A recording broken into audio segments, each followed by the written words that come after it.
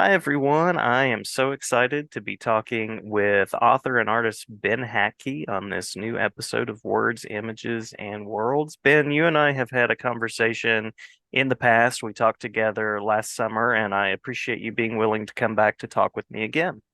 I am happy to be back. It was really fun last time, and imagine it'll be just as fun this time. Well, it's already off to a good start. I was going to jump in and suggest we do some karaoke, but Ooh, I was thinking you and I started singing together a little bit before I hit record, and then I was thinking, will they allow this to be shared if we start singing yeah, it was Little Mermaid song? too. Yeah, Yeah, I imagine so Disney would be on that. yeah, they might Um, they might not like it. yeah, so we'll save that for We'll another have to time, save it for possibly. some library convention when there is karaoke, maybe in the future. I don't know. That's right. That's right. That would be wonderful. Or we could do the thing. I did this with a class one time because I teach high school and have taught at a variety of levels. We had a substitute teacher in the classroom who's assigned to be sort of an assistant for a student in the class.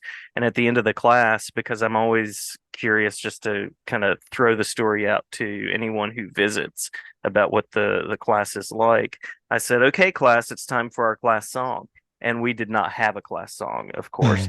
And so I started singing sort of this random set of words, and I love Hmm. my students because they just went with me and tried to like sort of sing along, and they had a lot of fun with it too. It was very That's Garth and great. Cat. It was Yeah, awesome. It was that's fun. cool. Yeah, yeah. But enough about me. Let's talk about you. You're a prolific person. You have picture books out there.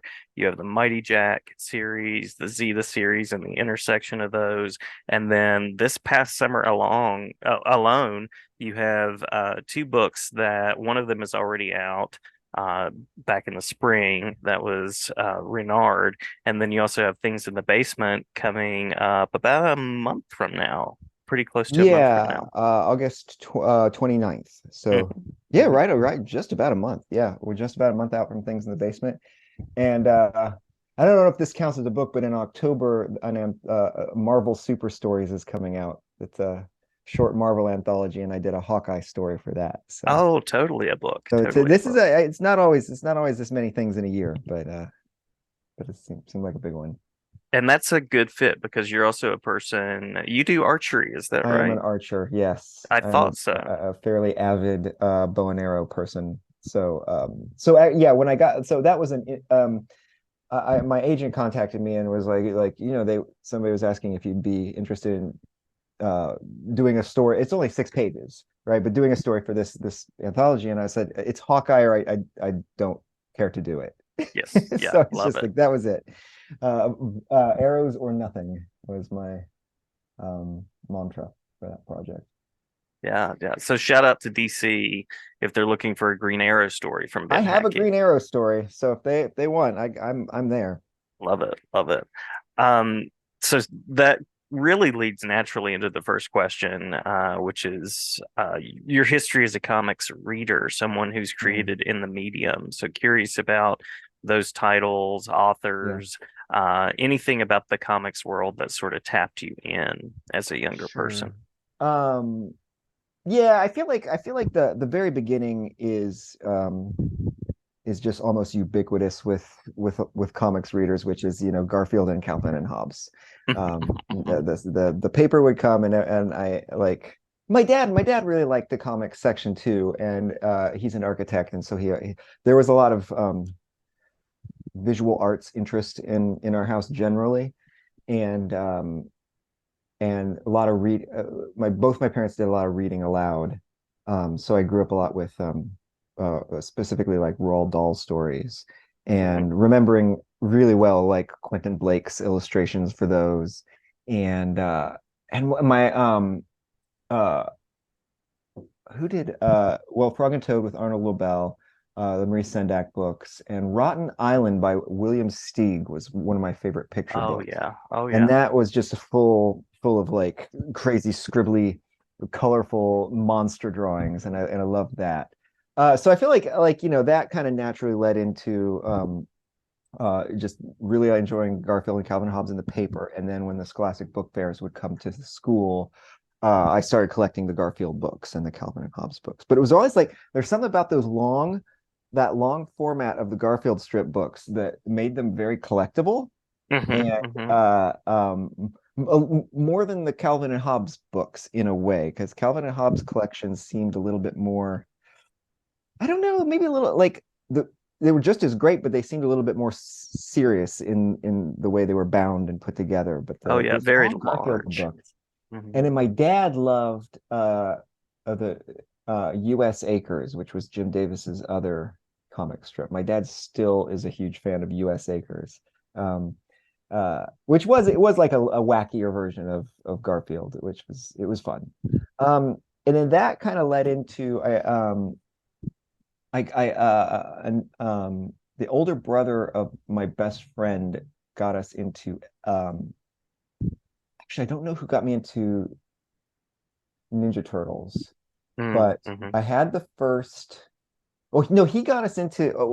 I was aware of Ninja Turtles, and I had the original Mirage Studios collection of the old black and white ones, Yeah, yeah. which were like super weird and just off the wall. And so, and that whole era of comics, I like looking back and going to comic shops now and pulling through long boxes. It was so experimental, and Hmm.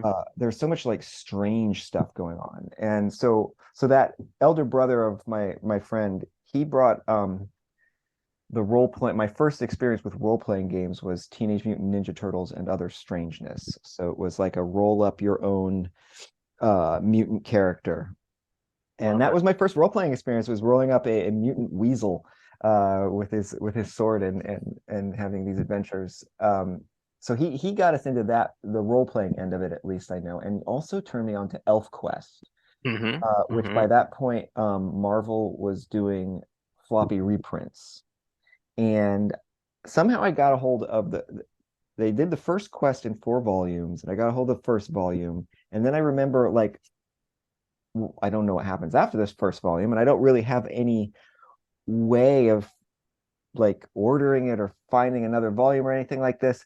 But there was a used bookstore, um, like a mile or so from our house, and I could ride my bike to it. And Hmm. like this was the days when like a like a young kid could just roll right. I was like, I'm going across town on my bike, and I'll, Oh you yeah. know, like be back later, and I'd just go to this used bookstore and like tear through they had all the used like romance novels and all this stuff, so but they also had like rows of long boxes, and I would tear through it, and there'd be gaps in what I would know, because I'd have like issues 25, 26, then 28 or 29, Hmm. and I'd be like, I Hmm. don't know what happens in between, but I'm kind of putting it together. And yeah, in between all that, there was a lot of uh good Marvel stuff going on as well. Some odd Spider-Man stories, like now he's fighting Doctor Doom and he's way outclassed and he's had too much of Aunt May's chili. And so he's like, like he spends his whole like he's battling Doctor Doom, but he's in his thoughts. He's like, I just need to get to the bathroom. And, it was just like I was like, this is really weird. And then yeah, and then the Todd McFarlane kind of run came up, and Oh things yeah. got even stranger and I don't know, grosser in a way. It And really has. Yeah, yeah, it's gone in some interesting directions. yeah, and then yeah, I guess I found that, I'd go to the library and find like there was also for a while there was a Barry Windsor Smith art book in the library that I would check out Hmm. periodically, and then I I started like so many years ago that I was like, what was that book? Can I remember it? And I started looking it up, and it's as far as I think if it's the one that I was checking out, it's like super collectible now, and it's definitely Oh. not the library anymore. And I don't know. I think it's like Opus or something like that. I don't remember, but that's kind of the short version. Trying to think if I missed any of the high points of me as a comics reader. Um, I'm always saying like ElfQuest was probably the first uh inkling that you could do like really long form storytelling in Hmm. comics. Um, so yeah, where did I go from there? Yeah, that's the early parts of my journey as a comics reader. And a lot of it was uh stuff people would give me. Hmm. Um, recommend stuff to me. There was like a Nightwing run in the 90s that I really liked, late 90s, Was where he that moves. Scott McDaniel? Is that right? I think it was, yeah. Yeah. Yeah, he first moves to Bloodhaven. He's like the hmm cool guy with an apartment. Like, um, And there yeah. was like a smoothness to the art with that too. Yeah, yeah, it was kind of like flat in a way. Uh-huh. But I liked it. It was neat. Um, yeah. And then, I would say meeting if you want to like fast forward to young adulthood and my 20s and stuff, meeting the flight artists. So meeting my like really kind of met my comics tribe online when it was like Reina Telgemeier and Kazu Kibuishi and Tony Yeah. Cliff and a bunch of these Keen Sue. We were all just hanging out on message boards, sharing our stuff, and I was like, "Oh, people are drawing like I draw. Oh, this is neat." hmm So it was really big turning point in my life finding those friends. So but so from that standpoint, I uh, that's my child of the internet moment. Even though it was like well into young adulthood, but Oh yeah. Oh yeah. yeah. Do you continue to connect with those people? Is there a comics support group Zoom that Not a happens? Zoom. I guess we don't. I guess we don't. Yeah, we don't chat as much, but but they're definitely basically family, Yeah, right? yeah, I that's do have cool. I have a internet I have a Discord group that we just get together and talk about life and comics and uh whether we still like drawing or not. Um, for me, it's a definite yes. That's good. Uh, That is good. but yeah, no, like these we've all been together for so long that it really feels like those relationships are really strong, and I'm really really grateful for them. That's cool. That's Yeah. cool. One of the things I was going to ask was what the medium allows you to do and make friends is sounds like part of that. Find those Yeah. collaborators and creative, like-minded individuals. Yeah, yeah, and it's that intersection between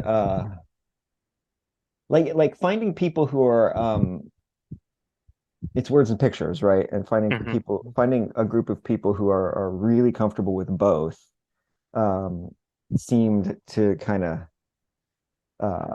that was like that seemed like the magic moment in life when you find people who are comfortable communicating in pictures and words uh both, right? Yeah, And yeah. then learning how everybody does that slightly differently, right?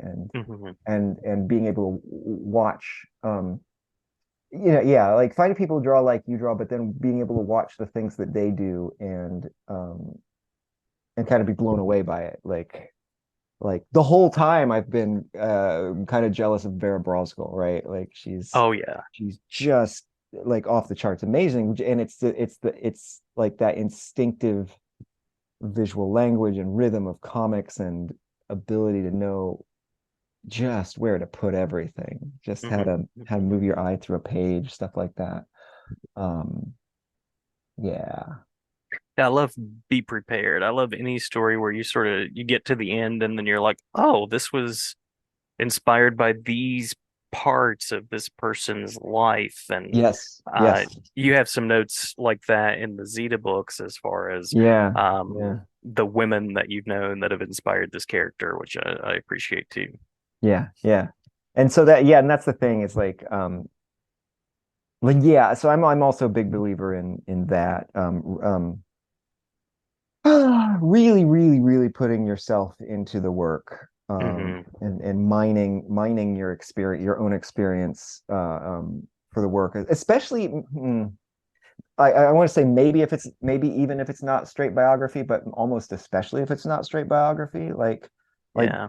because there are so many temptations in fiction stories, like fantasy stories, for me especially, to uh to let it get away from you and to let it be influenced more by like other stories that you like, right? hmm Like hmm but if you let yourself copy Star Wars, you're gonna have a pale copy of Star Wars, But Right, if you're right. like, this was about how I don't know, this is about how terrified I was when I was learning to drive, and how, my high school friend finally taught me to drive like this way. And then I was like, oh, now it's personal. Now it's something of your own experience. It's just sort of like there's this veneer of fantasy or space adventure over the top of it, right?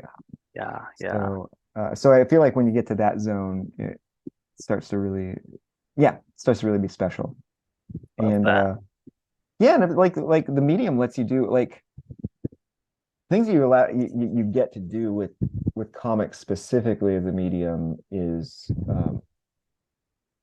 I don't know, like some parts of it feel like you get to shoot a movie yourself Hmm. with you have a lot of control, right? And you do have a lot of control, and then you have no special effects budget either. Like um so yeah, there's a lot of freedom there. Um but there's limitations too. Hmm. I do notice that you know uh, um other authors have surely have an easier time, doing readings. And This is true. comics are hard to read aloud to people. So there's just like there's limitations, and there's some things you can't do anywhere else. Yeah. And there's little so I recently finished I have a draft of a young adult prose novel, Love it. and it Love was it. really interesting to see like what things are easier and what things are more difficult. There's a scene at the end where at the very end I thought, oh, this sword that appears earlier in the book, at the end it should be hanging above her desk. That would be perfect, right? Hmm. But I'd already written all that, and it was just a matter of like backspace. There it is. Now it's above her desk, right? Uh-huh. And Uh-huh. if I had drawn that chapter, right, that's a bunch of panels I would have had to pages I would have to redraw, Oh or yeah. panels I would have had to like swap out or go in and Photoshop and try to, you know, um, it would have been a lot more work. Yeah. And Yeah. but a prose novel is malleable, like right up to the end, so right up to the Hmm. last minute. A comics page, if you've colored and set up the files and everything, and they're ready to deliver, and then you think like, should it be raining in this scene? It's like, no, it's too late. You had to make that decision in the thumbnails. Hmm. So Hmm. that was one thing that was different. But on the other hand, there's this visual gestural. So I'm really, really into gestural storytelling. And Yeah. there's things you can do in comics where somebody just goes, oh. Just something simple like that you can draw, Hmm. but like there's no it's really hard to pull off in prose, straight prose, right? Like there's Yeah. little tiny like things, just little tiny motions in your character's acting. So I don't know, it's really different. Yeah. Yeah. The last time we talked, I think you were in some stage of the process on things in the basement. Yeah. And I think you'd finished Reynard. And so it's always interesting to hear next steps. And so prose novel. It's wonderful. Yeah, and that's been a long time coming. Yeah, that's been I've had a draft of that since before these other two books. Hmm. And then Hmm. after I finished things in the basement, I went back and tore that down and kind of rewrote it from the ground up. Yeah. And Yeah. so that's turned in as well, but it probably still has a brush up draft to go. We'll see. All the drafting. All the Yeah, drafting. yeah. Yeah. And I love the flexibility of what you do in that way. So, as I mentioned, you have picture books with Julia's House. Hmm. No One Likes a Goblin. Did I get that title right? No one likes Nobody likes a goblin. Yeah. nobody likes a goblin. You have graphic novels. You have a graphic novel that's sort of also an illustrated um, prose piece. There's some nice hybrid play Yeah. there with Renard. Reynard's definitely a beast of a different color. That was uh the format wise, it was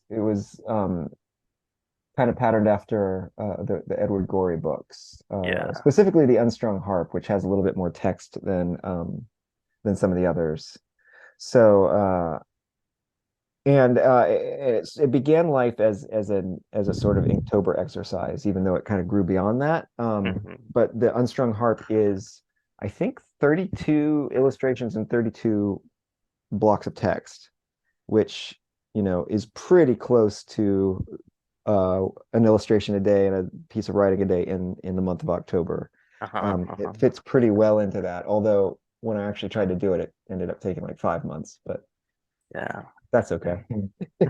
But it was really like it really won me to the format and the idea of doing a I don't know, like a slightly adult story that you can kind of sit down and read with a single cup of tea, Hmm. uh, and that was also illustrated. I'd like there to be more books like that.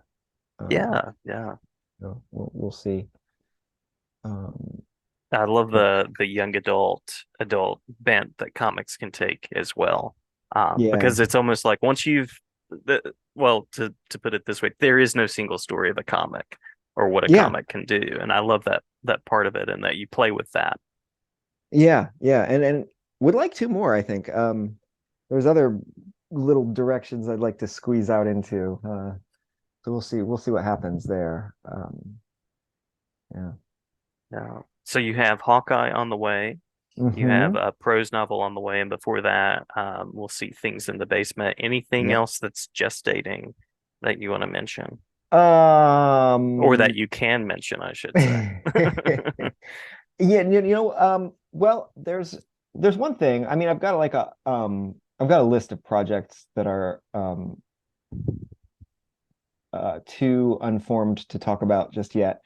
Hmm. But there is another picture book which I'm doing with an illustrator. So this was the first piece of prose that I sold for someone else to illustrate, which Oh, was a interesting. really Cool. interesting experience.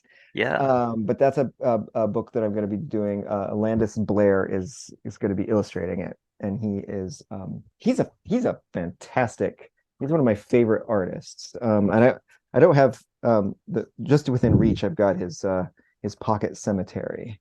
Oh, So that's cool. he's just a beautiful artist of nature um and pen and ink work is fantastic. He's got a book called The Night Tent, which is a picture book. Hmm. Um, Hmm. and but this is it's a story. It's like a really simple story. It's the story of a caterpillar trying to cross the road. Those little woolly bear caterpillars?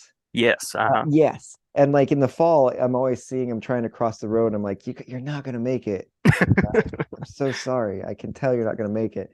And this is about one who wants to cross the road, but instead it goes up the trees and arcs over the road onto the next tree and down, and that becomes the epic journey. Just this crossing the road by sky bridge kind of thing.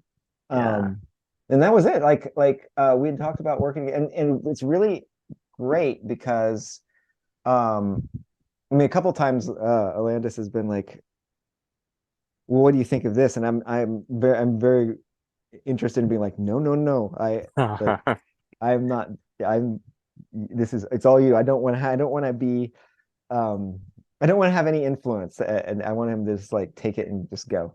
Love And that. Love so that. that's Yeah. that's cool. So collaboration is a thing. Because with things in the basement, then uh written and drawn by me. It was a little bit different because I used soft pencil to do this one instead of my ink. So I used like these Prismacolor ebony pencils. They're really dark and really smoky, a little bit like charcoal. Hmm. But then Hmm. my friend Zach Giolongo colored the book, and he just knocked it out of the park with the colors. It was really he came up with this thing where he just like it's almost monochrome. It's like a shifting monochrome. Hmm. So it's not black and white, but as you flip through the books, there's like each scene is sort of a different color. Awesome. It just works really, really well. And that was kind of influenced by he got me onto Der Golem and how he came to be the 1920 German expressionist movie Uh-huh. Uh-huh. about the creature the golem. And but the way that was filmed, like they would put colored tinted tinted lenses over the projector as the scenes changed. So one scene could be pink, and then the next scene could be blue and stuff like that. So I feel Mm, like I feel like Things in the Basement reads a little bit like that. cool. Very cool. Yeah. But yeah, so like collaboration like that, like that shifting jewel tone was all Zach. And so I'm doing a little bit better because it's very easy to be like the lone creator. For me, it is, and be like,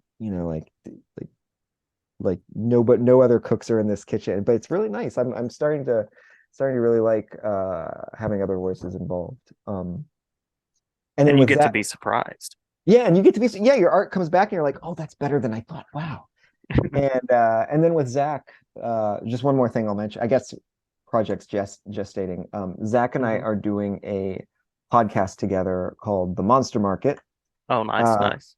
yes, and it's like a folklore bestiary podcast. So each episode we pick sort of a theme, and we do some research and bring three creatures a piece to talk about. So um, like I don't know. We did like rule of three, tricksters, household spirits and deities. Mhm. It's been really, really fun. And we've told some, like I've learned some fun things. Oh, and we're kind of illustrating it as we go. So the concept is we're drawing the creatures as well.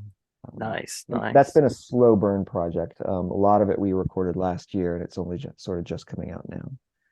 So a lot of projects. And lots of creativity. I like Yeah. that. Love it. Love it. Yeah. So as we're coming down to our last couple of minutes, I'll mention you have a Patreon where people can see more. Uh, Yeah. any other spaces that are out there that you want to mention? I mean, mostly what I'm trying to get my like the main thing right now is actually Instagram, where I post uh tin whistle videos and whatever art I'm working on, sketches and stuff. But Patreon's where I've been posting just a lot of behind the scenes stuff, kind of talking about creativity, weird side projects, Mhm. all the different directions that it can go. I think that all feeds onto the Patreon, and it's becoming a nice, like it's still kind of small, but it's becoming a nice little community. So I do like to encourage people to look up that. Um, Love it. yeah. And anything else that you want to leave listeners with? I'll be sure and link the podcast, the Patreon, all the things. Um, yeah, no, that pretty much covers it, I think. Yeah, Things in the Basement, Reynard out this year. Patreon's up. Um, Pros on the look at way. Pros on the way. Monster Market's out there. Those are the high points right now. Nice, nice. Love it. I know you're a busy creator, busy parent, and I appreciate you taking the time to talk with me for a little bit and glad to talk with you anytime. Absolutely a pleasure. We'll get to do this again, maybe, I hope. Yes, That'd I be would great. love that. I would love that. We'll have to choose a public domain karaoke song. Perfect. It's a We'll work deal. on it. All right. All right. Thank you so much. Thank you.